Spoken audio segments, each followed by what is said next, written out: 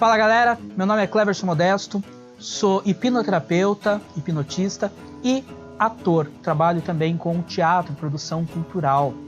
Bom, você deve estar se perguntando o que essas duas profissões têm a ver uma coisa com a outra. E é isso que eu quero trazer nesse vídeo hoje. Uma reflexão sobre o teatro e a hipnose, aonde as duas profissões dialogam. Bem, eu comecei no teatro lá atrás, já há mais de 5 anos, e no meio do caminho eu fui encontrando também a hipnose, fui descobrindo o quanto a nossa mente é poderosa. Mas para a gente falar, antes de começar a misturar as coisas e falar tudo, para a gente falar bem legal sobre hipnose e teatro, vamos entender um pouquinho de cada coisa? Primeiro, vamos entender um pouquinho sobre o que é a hipnose. Algumas pessoas elas acham que a hipnose ela vem da coisa do sono, do dormir, do sair de si, do entrar num processo, ir para algum lugar. Mas não é bem isso. A gente já entendeu que hipnose é foco de atenção e concentração.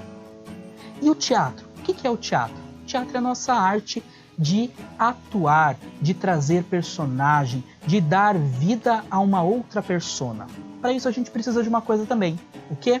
Foco de atenção e concentração. Vejam bem, foco de atenção e concentração está muito ligado às duas coisas. Por isso eu costumo dizer que quando nós estamos lá no teatro, tanto o ator no palco quanto a plateia assistindo, ela está num estado também de hipnose. Ela está num estado de concentração. Ela está integrada à história que está sendo contada. Teatro é também hipnose. Peraí, Cleverson, mas então todo mundo que está no teatro ele está em transe? Todo mundo que está fazendo uma peça ela está em transe? Não necessariamente. A regra é você estar num processo diferente de consciência, é você estar num processo mais concentrado. Mas não necessariamente você precisa estar, você pode estar. Deixa eu explicar um pouquinho melhor isso. Quando a gente vai fazer uma peça de teatro, por exemplo, a gente começa num processo de criação de personagem.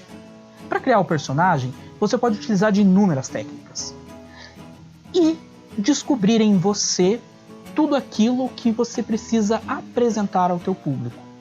Quando você vai criar a sua história, você precisa não racionalizar. Por que não racionalizar? Porque a criação ela tem que ser mais pura.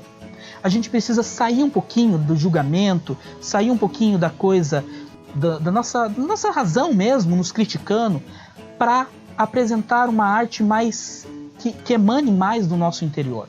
No teatro, a gente precisa criar um personagem. A gente precisa desenvolver uma história. Criar desde das ações desse personagem até o psicológico dele. Como ele pensa, como ele age diante de cada situação. Para isso, a gente cria uma representação. Quando a gente cria para o teatro, a gente cria um arquétipo, um símbolo que a gente vai vivenciar durante a experiência do palco, do espetáculo a ser apresentado. Esse processo de criação, ele é muito importante que seja sem julgamento, sem pré-julgamento. A gente não pode pensar que o meu personagem ele é um bandido, ou ele é isso, ou ele é aquilo, eu não concordo. Não, nossa razão tem que ficar fora nesse momento. Nós precisamos não racionalizar, não julgar, não condenar os personagens. Isso é criar uma peça, criar um personagem para o teatro, levar uma persona para o palco. Tá, mas vamos falar de novo lá sobre a questão da hipnose. A hipnose ajuda nisso? Muito, muito. Vocês devem até acompanhar vídeos no YouTube, histórias que falam de colocar um ator em transe, trazer uma história para a mente, pôr uma sugestão, uma emoção, alguma coisa assim. Particularmente eu não concordo muito com essa linha. Por quê? Você não precisa colocar uma sugestão no ator. Você não precisa colocar uma emoção no ator. Se você for pegar a história do teatro, se você for pegar os teóricos do teatro, você vai descobrir que o método do Stanislavski, por exemplo, ele vai trazer isso de forma muito natural. Você não precisa fazer um processo de transe para isso. Mas aonde que é transe? Aonde que a hipnose vai ajudar no ator, vai ajudar no teatro? Na preparação da pessoa do ator. E aí que é o genial disso.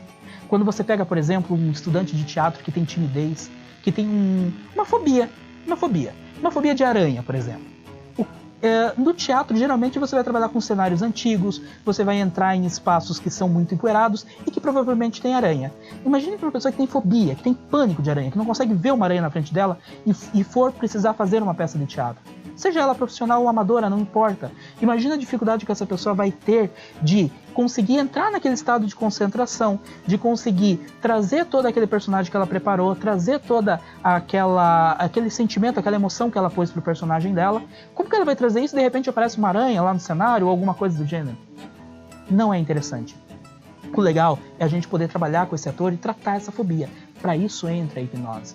Por meio de um trabalho com a hipnose, a gente consegue fazer um auxílio na fobia, fazer com que a pessoa não tenha mais aquele pânico, que aquela coisa da aranha ou de qualquer outro ser, até mesmo o pânico do próprio palco, aquilo possa se tornar mais insignificante para ela, que aquilo possa ter uma outra representação na mente dela e ela consiga ter uma melhor desenvoltura.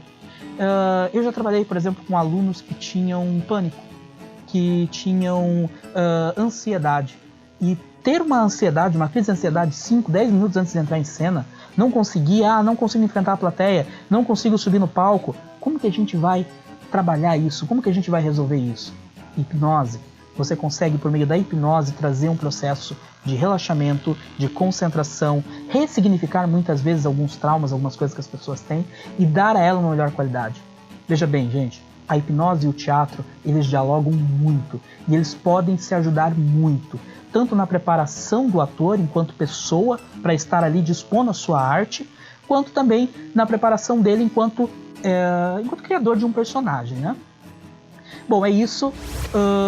A gente vai voltar com mais vídeos, com mais histórias, com mais coisas do teatro.